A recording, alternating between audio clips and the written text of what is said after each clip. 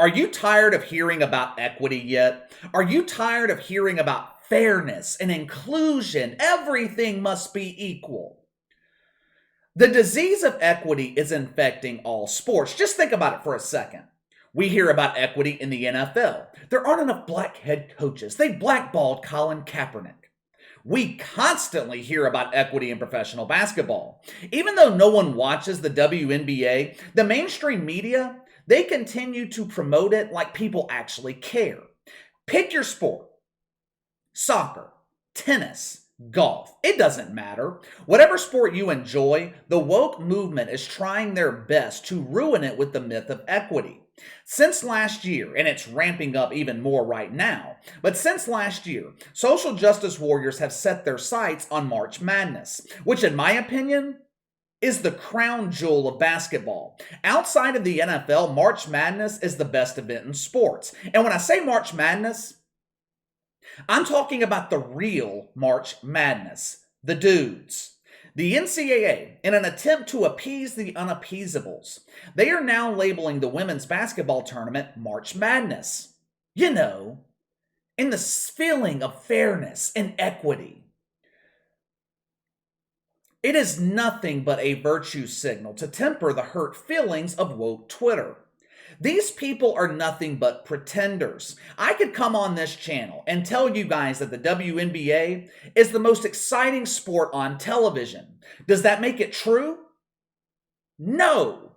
It just sets unfair expectations for the WNBA. Expectations that they don't have the ability to meet.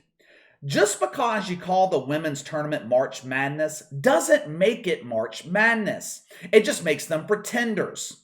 All of this bullshit about equity in college basketball, it started last year with Sedona Prince. She took to social media to highlight the unfair treatment that the women were receiving. We have less food. We don't have proper workout equipment. The NCAA, they don't like us because we're women. Check out the video for yourself. I got something to show y'all. So for the NCAA March Madness, the biggest tournament in college basketball for women, this is our weight room. Let me show y'all the men's weight room.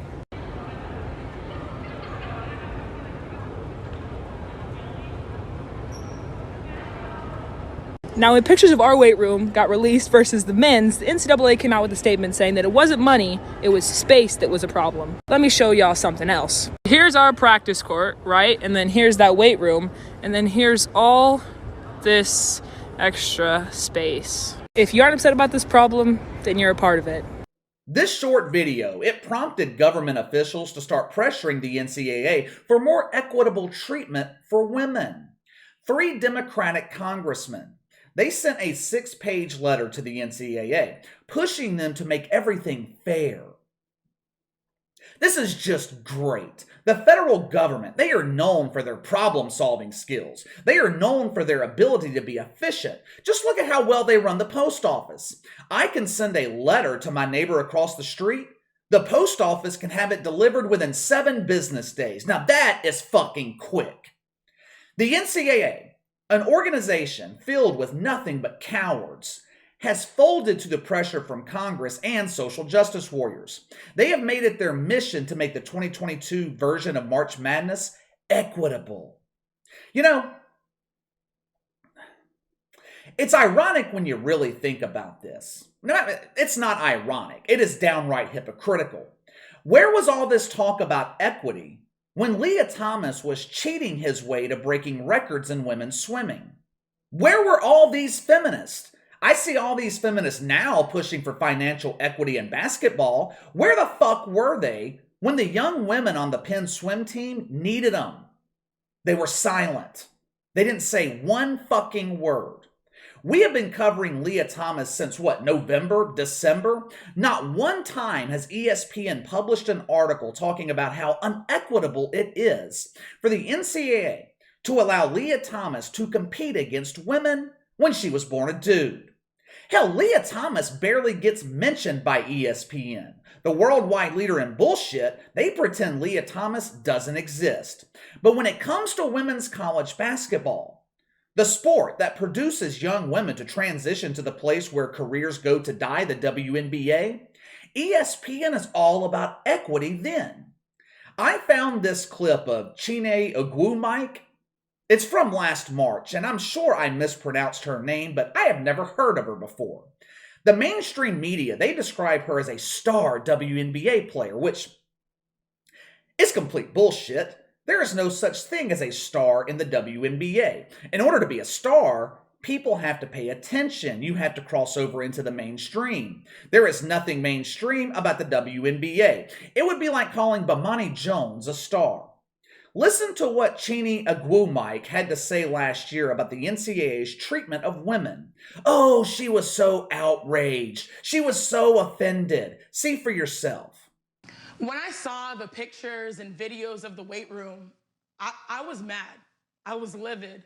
But honestly, I wasn't surprised. As female athletes that are constantly dealing with comparisons, let's be real, we are not only conditioned to expect less, we are also told to appreciate what we're given. So yes, we get the economic realities of the women's game, but those realities should never stoop to the level where there's a weight room for all of the tournament teams that only has a couple dumbbells and some yoga mats. I mean, this is the season where all of the teams that made it to March fought against insurmountable odds, like my school, Stanford, playing 2 months straight on the road. They all fought to get here, and they're rewarded with this disrespect. I mean, how is the system that is profiting off of this grand stage and, you know, the system that's supposed to support these athletes, how are they reinforcing negative gender stereotypes like that? It's unacceptable.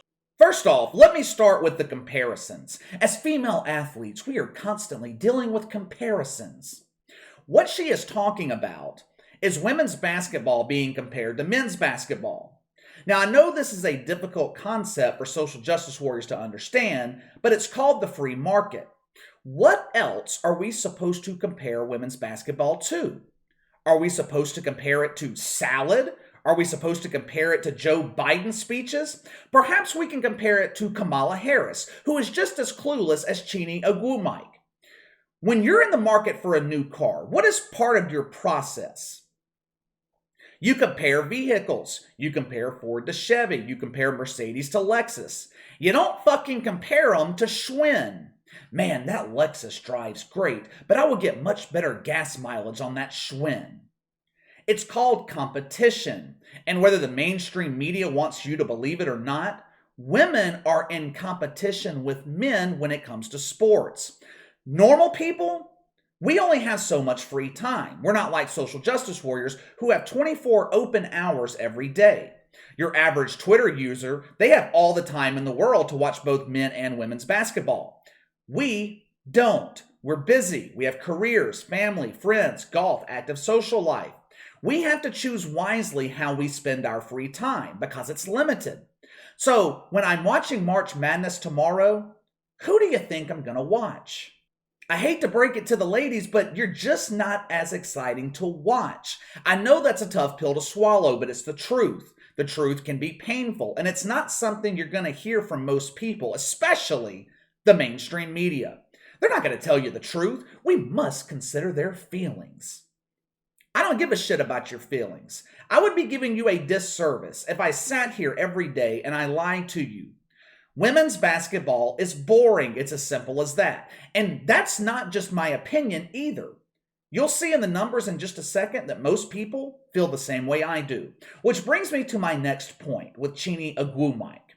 She said, "We understand the economic realities of the women's game." Really? Really? I have heard some good bullshit in the last 2 years that I've been doing this, but I've got to give her credit. That was some great bullshit. For one, social justice warriors don't understand anything about economics. It's impossible to understand economics when you view everything through the lens of equity. You see, economic decisions are not emotional. They shouldn't be based in emotion. There isn't anything emotional about math. The numbers simply are what they are.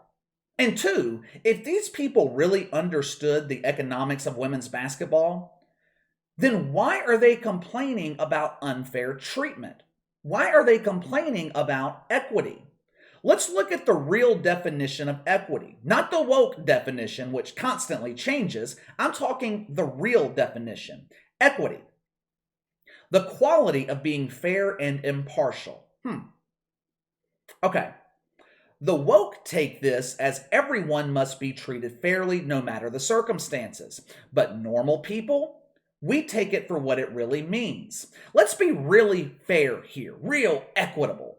The 2019 men's tournament made $865 million. The women, they lost damn near $3 million. 2020, the men generated $933 million in revenue. The women, $266,000. Now let's look at attendance. On average, the men draw around 5,000 a game. The women, 1,600. Let's look at 2020 television ratings for the tournament. The men drew over 10 million per game on average. The women, 3.6 million. Yet, the women were allocated $1 billion in scholarships. How is that equitable? Where is that money coming from?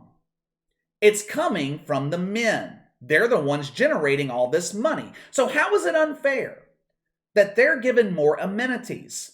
Of course they're given better food, better accommodations. They're making all the fucking money. Chiney Ogwumike said, "We are conditioned as women to accept what we're given and to be happy about it." Yeah.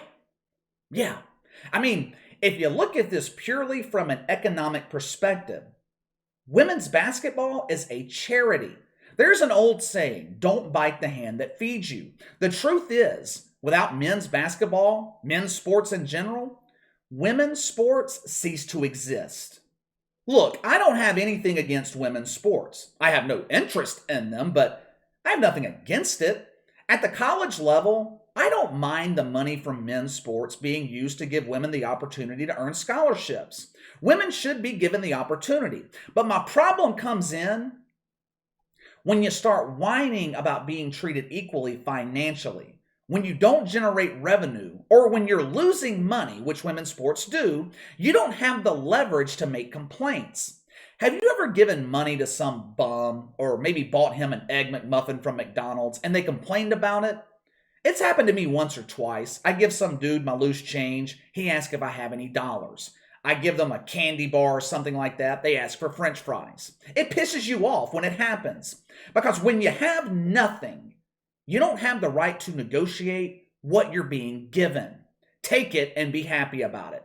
It's the same thing here with March Madness. Fact of the matter is, the women don't make money. It's as simple as that. If the NCAA wants to upgrade the women's workout equipment, fine, whatever. That doesn't cost that much. But when you start talking about investing an equal amount of money between the men and the women, that is a problem. To use a woke term, it's not equitable. And none of the changes the NCAA have made have pleased the woke. Headline at the New York Times, did the NCAA go far enough? It's never enough with these people. You can't please them. The only way to get rid of them is to ignore them. All right, but let me know what you guys think. Should the NCAA be investing an equal amount of money between the men and the women's basketball tournaments? Or should the men be receiving more because they make all the money that's being used to invest? Sound off in the comments below. Make sure to like and subscribe. Click the notification bell to receive all notifications from the channel. Best way to contact me is by email at btlkc84@gmail.com, KC_BTL84 on Twitter. I'll see you guys later.